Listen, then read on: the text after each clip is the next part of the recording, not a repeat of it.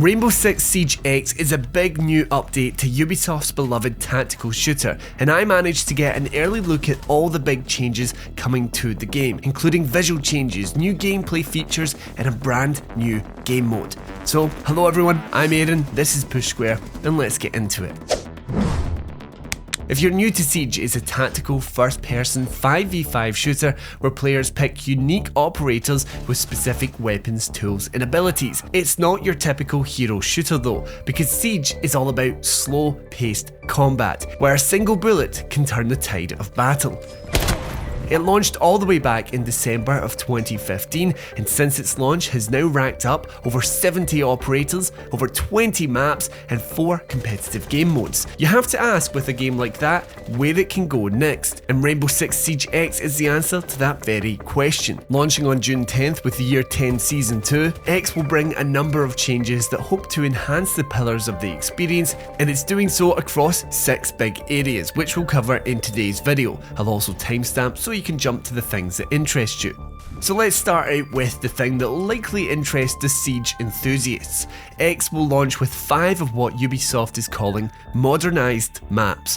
The map roster includes Clubhouse, Chalet, Bank, Cafe and Border, with 3 additional modernised maps launching with each new season. Modernised maps are upgraded in 2 key ways, through both resolution and lighting. Resolution of textures on PC will now reach 4K, and while we didn't get specifics for console, texture reses will still double. Lighting is the big hitter here though, as Ubisoft has completely rebuilt its lighting engine. Side by side, I'm not gonna lie, I don't think the changes hit as hard as I thought they would. There's been no changes to the actual designs of the map, and the lighting differences, whilst more realistic, are pretty subtle. I think these are the kind of changes that will impact the die-hard players, but if you had someone like myself who hasn't really played the game in a while, I kind of doubt they'd notice too much. Maybe this will change when I'm actually playing the game. When talking visuals though, it doesn't stop there. Ubisoft has now introduced weapon inspection animations for every gun in the game,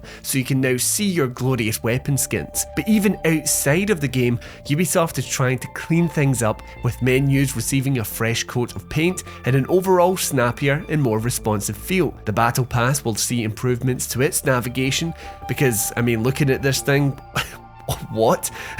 There are also plans to refresh the shop down the line too. Now, sticking with menus for a moment longer, we'll also see the introduction of the esports tab, which will allow you to see upcoming Siege invitational events and where to watch them. I personally think this is a great inclusion, and I would love to see other competitive shooters follow suit. The next pillar of Siege X is deepened gameplay, and the most impressive addition for me comes as a result of that new lighting engine. X introduces first-person shadows, so you can now see whether your shadow is revealing your position as you round corners, for example.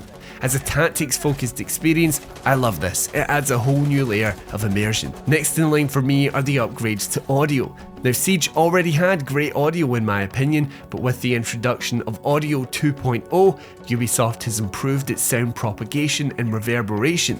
What that translates to is much more realistic and immersive sound, where it's easier to pinpoint footsteps and gunshots.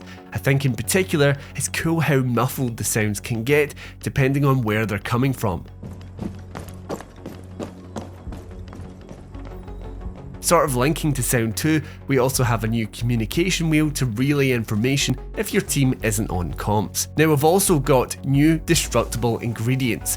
Gas pipes will now feature in the game, and if shot, will cast beams of flames, blocking an entrance before eventually exploding and blanketing a small area in flames. Then you have fire extinguishers, which sort of act like smoke grenades, but if shot near a player, it will actually concuss them. Then you have metal detectors, which are now destructible, so to be permanently turned off during a match. Lastly, and to be honest, the only real change to the feel of the gameplay, you will now be able to sprint whilst rappelling and rappel around corners. Let's move on to the onboarding process. We all know that live service games have a bit of an issue bringing new players into the fray. Well, Siege X is hoping to alleviate some of the frustration potentially felt by new players with a reworked clearance level, with the aim of getting new players to improve as they learn. Level 1 through to 20 is now a pathway to unlocking new tutorials, game modes and operators, with extensive playlists including standard playlists going unranked so as to allow new players to get a great varied feel for the game. Other big issues for games like Siege are toxicity and cheaters. After overhauling the anti-toxicity system in Year 9, Year 10 Season 1, which has just started, saw the launch of a new anti-toxicity beta, which essentially rewards positive players whilst penalising negative ones. Ubisoft is hoping to make more improvements across Year 10. And then Anti-Cheat is also seeing improvements across the year with Rainbow Six Siege Shield Guard, with the devs continually investing in pillars such as binary hardening, gameplay violation detection, and mousetraps. Okay, but let's get on to the new content of Rainbow Six Siege X, which is a brand new permanent 6v6 mode called Dual Front. This is sort of like Breakthrough in Battlefield, where each side has 3 points to defend.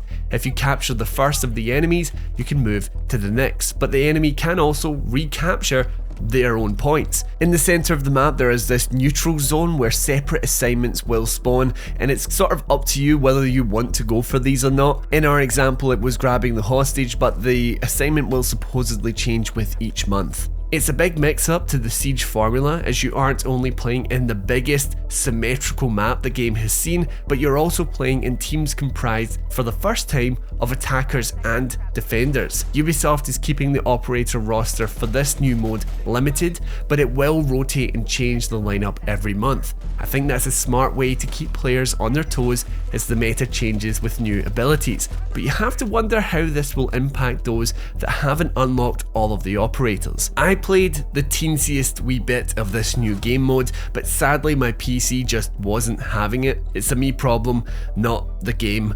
But anyway, when I did play it, I sort of struggled with the new structure. It almost felt too big for Siege, but I have to play more, and preferably on console, before I give any definitive opinion on it. The last change coming to Siege X is that it's finally going free to play, but not entirely. Siege X will now have a free and paid version of the game.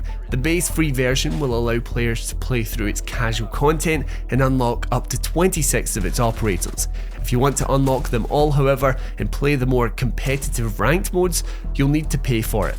Ubisoft has also said that if you paid for Siege pre-X, there are no changes for you here. You still own the game. There will also be rewards for players that have been with the game before this update, with specific rewards for the specific years that you have played, which is kind of cool. All of this comes alongside Ubisoft's commitment to another 10 years of support, with actually higher frequency of season content updates, with new operators every season, 3 new modernised maps each season, a new battle pass and cosmetics each season, a reworked map every year, and also, when year 11 drops, a brand new map. In an age of constant live service shutdowns, including Ubisoft's own XDefiant, it's quite impressive to see Siege X continue to grow. I think some people will expect a bit more from Siege X, but I think it's actually smartly improving what it already has, rather than changing things up so much that it ostracizes its core players. So let me know if any of these updates coming with Rainbow Six Siege X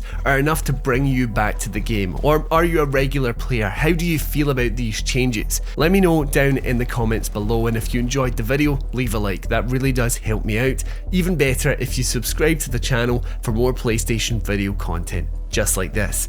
Anyway, until next time, thank you so much for watching. I've been Aaron, and this has been Push Square.